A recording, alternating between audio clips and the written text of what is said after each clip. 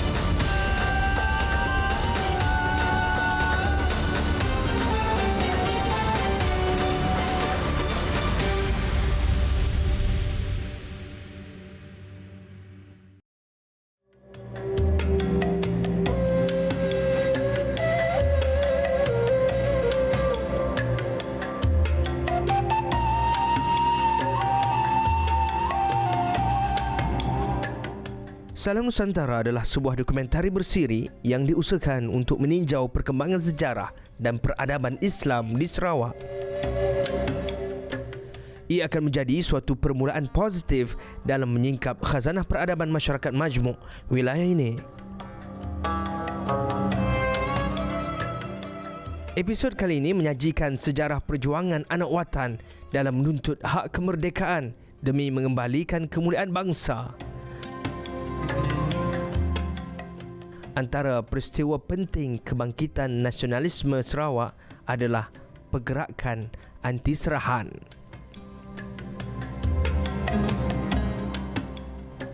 Masyarakat di Sarawak sampai satu masa mereka semakin sedar bahawa tanah air ini adalah tanah air mereka dan mereka harus kembali mendapatkan tanah air ini, mentadbirnya semula. Dan keyakinan itu muncul apabila datangnya badai ombak nasionalisme yang bukan hanya melanda Sarawak tapi juga seluruh kawasan Asia Tenggara. Tidak hanya kepada orang Islam tapi juga kepada orang-orang yang lain, ya, masyarakat yang bukan Islam di negara-negara yang mungkin juga majoriti bukan Islam. Jalur keagamaan yang bersifat reformis, di mana anak-anak yang datang daripada Asia Tenggara ini belajar di Mekah dan di India dan juga di Kairo, dan kemudiannya mereka dapat idea-idea yang datang daripada tempat-tempat ini, maka itu melahirkan sifat nasionalisme. Dalam konteks masyarakat Islam, sudah pasti golongan agamawan, golongan ulama menjadi antara orang-orang yang memberikan inspirasi, memberikan pedoman, memberikan satu bentuk dorongan kepada masyarakat melakukan aktivisme menuntut kemerdekaan daripada para penjajah. Dalam sejarah menunaikan fardu haji ini adalah merupakan peranan yang penting di kalangan masyarakat Islam Nusantara khususnya. Kita ni melihat bahawa inilah merupakan punca kebangkitan Islam selepas kedatangan kuasa-kuasa Barat. Artinya semangat kesedaran keislaman, semangat kesedaran nasionalisme Melayu atau semangat kebangsaan Melayu wujud apabila adanya hubungan antara masyarakat Melayu atau masyarakat Nusantara yang dikenali sebagai masyarakat orang Jawi Jawi dengan Madinah dan Mekah.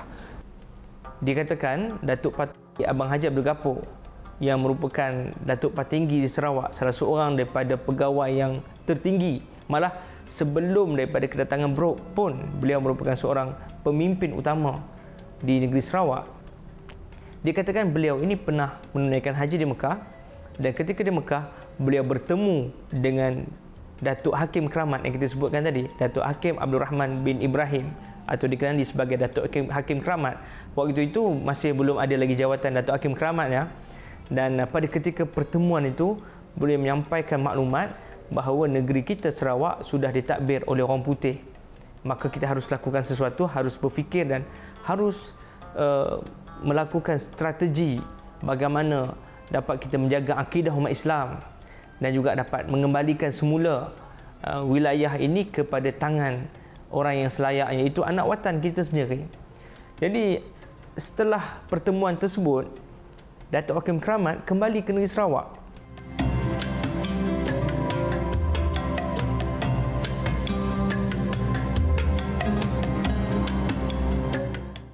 Selagi negeri Sarawak diperintah orang putih, minta maaf, kami ini mau pulang.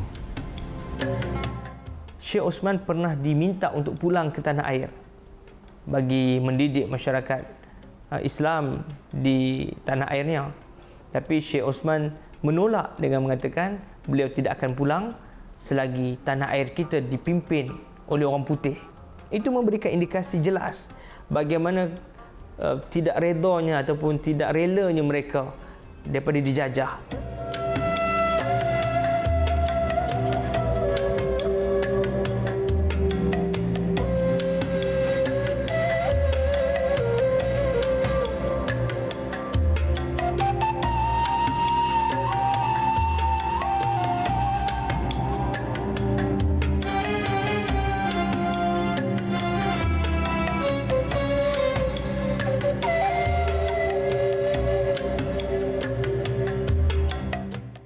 Satu babak penting dalam pensejarahan negeri Sarawak adalah satu peristiwa di mana berlakunya penentangan atau perlawanan terang-terangan masyarakat Melayu dan Muslim Sarawak, termasuk orang-orang yang lain, termasuk kaum Iban dan sebagainya, terhadap satu keputusan yang dibuat oleh pemerintah dinasti Brooke waktu itu, iaitu Raja Vainer Brooke.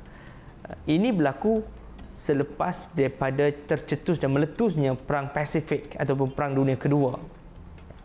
Selepas Perang Dunia Kedua, Raja Vainer Brooke telah mengambil keputusan untuk menyerahkan Sarawak kepada kerajaan British.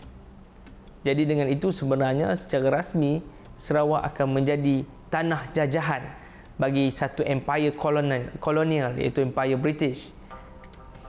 Lebih menarik, peristiwa serahan ini mendapat tentangan masyarakat Melayu dan kita akan lihat peristiwa itu dalam bentuk satu gerakan besar yang dinamakan sebagai gerakan anti serahan. Gerakan anti serahan ini bermula daripada informasi yang diberikan oleh Datuk Patinggi Abang Abdillah pada tahun 1945 kepada masyarakat Melayu bahawa beliau telah ditipu oleh Gerard McBrien, di mana beliau telah diberi sejumlah 12,000 saguati dan menandatangani satu surat yang tidak difahami oleh beliau, dan akhirnya usaha tersebut, usaha Gerard McBrien tersebut telah diketahui apabila beliau diberitahu bahawa itu adalah satu usaha untuk mengumpan beliau untuk mendapat tanda tangan persetujuan untuk menyerahkan Sarawak kepada koloni British ataupun kepada Raja British pada masa itu. Jadi beliau telah memulangkan 12,000 tersebut kepada kerajaan koloni.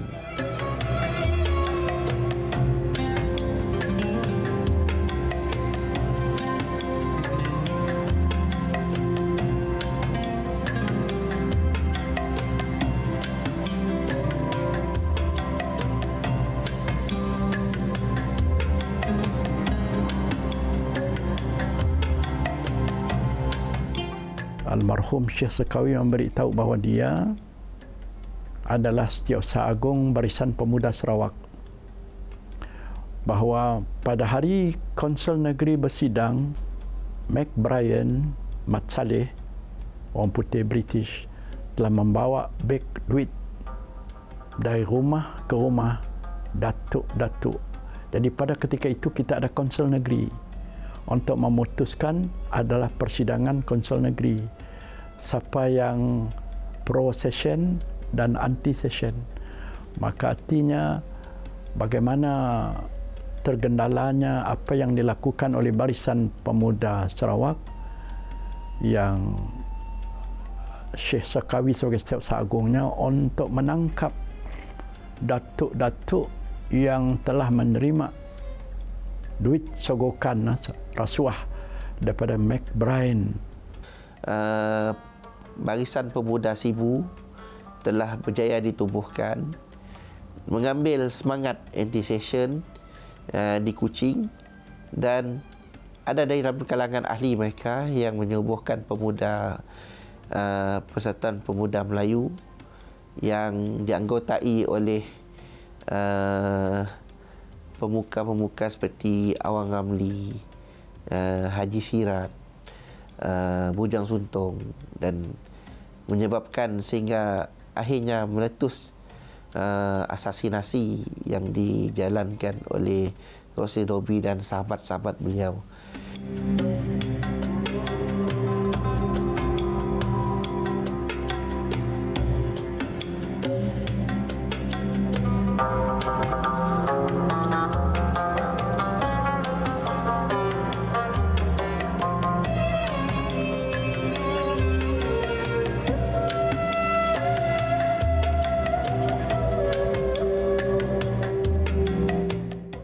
Peristiwa anti-session movement itu semakin memuncak pada ketika kerajaan British kolonial mengeluarkan Circular Number 9 ataupun Perkeliling nombor 9, di mana meletakkan syarat bagi penjawat awam ataupun mereka yang kerja dengan kerajaan, orang kerja perintah, tidak boleh menyertai apa-apa kegiatan anti-serahan. Dan itu mendatangkan marah dan protes. Dalam kalangan mereka akhirnya memprotes sehingga wujud satu kelompok yang dinamakan sebagai Kumpulan 338.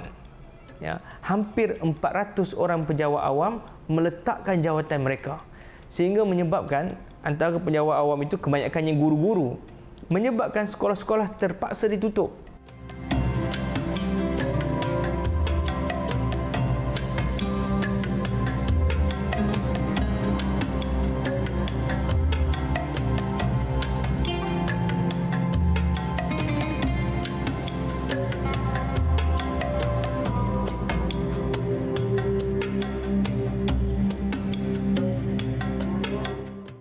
Ada guru bekas kelulusan Tanjung Malim, ada dalam kertas sana ya.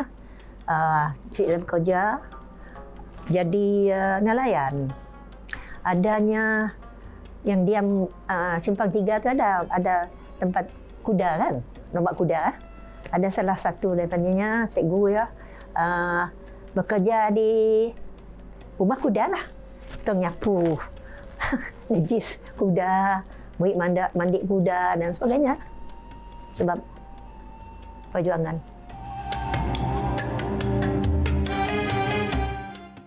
Mereka mengorbankan diri mereka, mengorbankan karier mereka demi perjuangan, tapi dalam masa sama mereka memikirkan masa depan anak-anak. Jadi para guru ini berkumpul dan menubuhkan sekolah swasta yang dinamakan sebagai sekolah rakyat.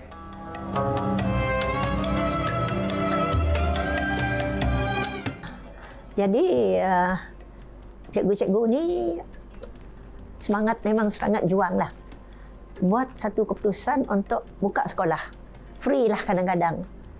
Jadi mungkin adalah seorang RM1, RM2 lah. Free untuk menyambungkan pelajaran anak-anak ni. Dan salah satu orang yang terlibat ialah arwah cikgu Ustaz Cekamek ni lah. Cikgu Osman. Cikgu Osman dan banyak lagi lah. Cikgu Osman bin Syekh Zainuddin, beliau merupakan antara tokoh penting dalam pergerakan anti-session dan juga tokoh penting yang mentadbir sekolah rakyat. Kisah ini diceritakan oleh waris beliau sendiri, di mana Cikgu Osman pernah mengumpulkan sedikit sumber kewangan, kemudian setelah dikumpulkan dibagi-bagikan dalam kalangan cikgu. ya, dan disebutkan kepada guru-guru ini sebenarnya duit yang disampaikan ini tidak layak menjadi gaji. Ia bukanlah gaji untuk kita semua, bukanlah upah, ya, tapi ia barangkali cukuplah untuk membeli sabun bagi menyental baju yang kotor agar kita sentiasa kelihatan bersih dan segak di hadapan anak murid kita. Sebenarnya Tok si layak juga digelar upah, telah lagi gaji, tapi adalah sikit pakai kita orang beli sabun, pakai kita orang cuci baju, supaya kita orang kemas di tangga dan biak.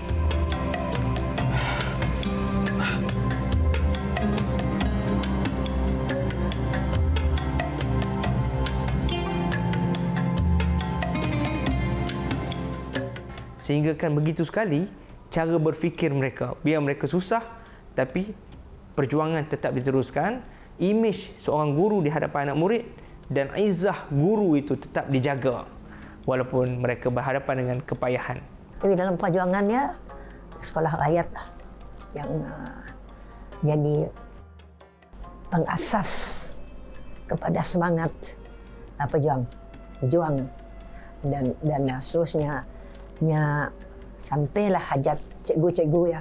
Kalau dia dapat ngajar di sekolah formal, dapat gaji, mereka berkhidmat, sanggup berkhidmat untuk buka sekolah, ngajar sekolah.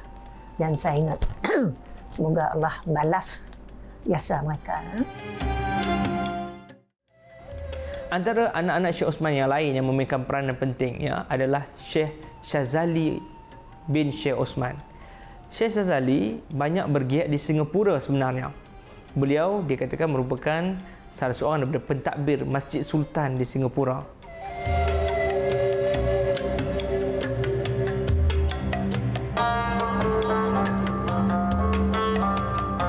Bandar yang menjadi tumpuan orang dan jemaah haji berkumpul di Singapura, segala pedagang berkumpul di Singapura, segala pemain-pemain industri, jurnalis, wartawan, ahli politik dan sebagainya, banyak yang berkumpul di Singapura dan mendapat didikan di tempat-tempat di Singapura. Kita lihat bagaimana tokoh-tokoh agamawan di Sarawak ramai, malah sampai dalam kalangan mufti-mufti Sarawak pun yang belajar di Madrasah Al-Junaid di Singapura. Syekh Syazali begitu berperanannya di Singapura membuatkan hubungan jalinannya, dan beliau juga dikatakan sangat akrab dengan salah seorang tokoh nasionalisme di Melaya yang bernama Burhanuddin Al-Hilmi. Dr. Burhanuddin Al-Hilmi sebagaimana yang kita kenal merupakan tokoh nasionalis terkenal. Ya, beliau pernah bertugas sebagai guru di Madrasah Al-Junaid dan akrab dengan Syekh Syazali Osman, sering ke rumah Syekh Syazali Osman dan mereka berbincang, berbicara, berfikir tentang masalah umat dan juga bagaimana nak memerdekakan tanah air mereka. Dan rumah Syekh Syazali di Singapura itu menjadi tempat berkumpul mereka yang terlibat dalam pan-Islamisme, mereka yang peduli dengan masyarakat ini, berkumpul, berwacana dan sebagainya. Anak Syekh Osman yang lain yang sangat penting, yang juga menjadi salah seorang tokoh utama dalam pergerakan anti-session adalah Syekh Muhammad Syarkawi Osman. Syekh Syarkawi Osman ini merupakan orang yang juga belajar di Madrasah Al-Junaid. Kemudian beliau pulang ke Sarawak dan mengajar di salah satu daripada madrasah penting, Madrasah Islamiah yang ada di Bandar Kuching. Beliau ini merupakan orang yang begitu bersemangat dan pidatonya begitu memberangsangkan. Ya, satu kisah pada ketika Datuk Patinggi Abang Haji Abdillah, tokoh utama orang Melayu di Sarawak, meninggal dunia. Ketika itu di Darul Kurnia, kediaman rasmi Datuk Patinggi Abang Haji Abdillah, diadakan majlis memperingati ya. Dan pada ketika orang ramai mengerumuni, ribuan orang datang menyambut dan juga memperingati. Waktu itu masih lagi belum dikebumikan jenazah Datuk Patinggi Abang Haji Abdillah, Ustaz Syarkawi Usman tadi menyampaikan pidato yang cukup bertenaga di depan ribuan orang, sehingga menyebabkan mereka tidak putus asa dalam perjuangan. Walaupun tokoh utama kita sudah meninggal, tapi perjuangan itu tetap diteruskan. Perjuangan yang tokoh kita tinggalkan itu akan tetap kita lanjutkan. Begitulah kurang lebih isi pidatonya. Dalam episod kali ini, kita telah pun didedahkan dengan babak-babak perjuangan anak bangsa Sarawak yang berjuang demi memerdekakan watan.